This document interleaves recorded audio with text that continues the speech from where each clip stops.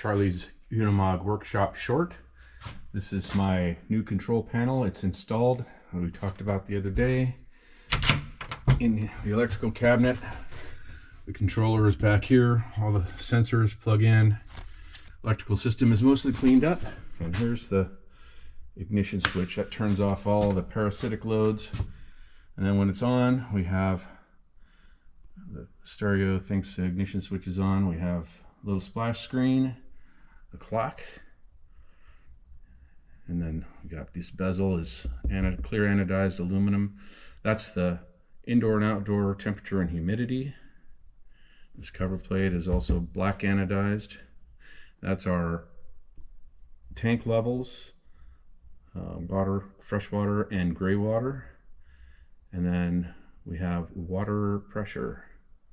We've got water pump, still no fuse in that, and water heater.